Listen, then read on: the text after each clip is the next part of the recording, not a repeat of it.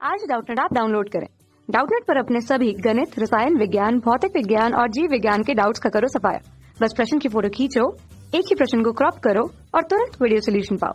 अभी डाउनलोड करें। नमस्कार दोस्तों, हमारा प्रश्न है कि दोस्तों यहाँ पर हमें प्रश्न में कथन मतलब कि वक्तव्य एक दिया गया है और साथ में वक्तव्य दो। हमें यहाँ पर दो वक्तव्य मतलब कि कथन यहाँ पर दिए गए हैं।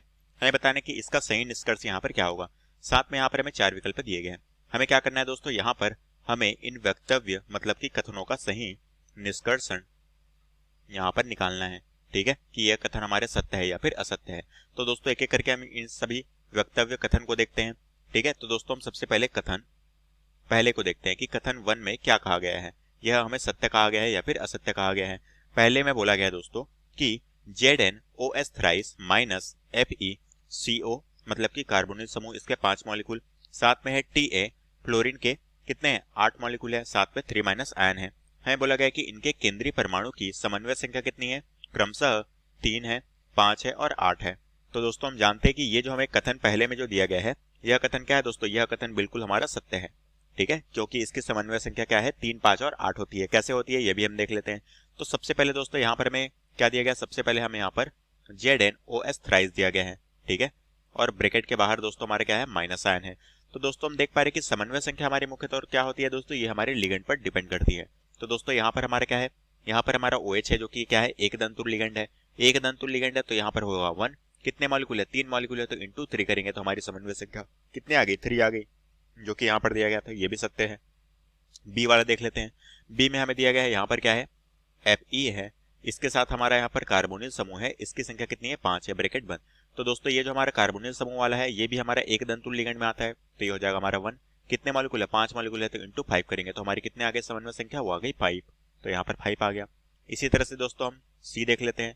ठीक है, यहाँ पर तीसरे नंबर पे जो है ये है TA, इसके साथ क्या है फ्लोरीन के 8 मॉलिक्यूल है, ब्रैकेट बंद, ऊपर में क्या है 3- आयन है।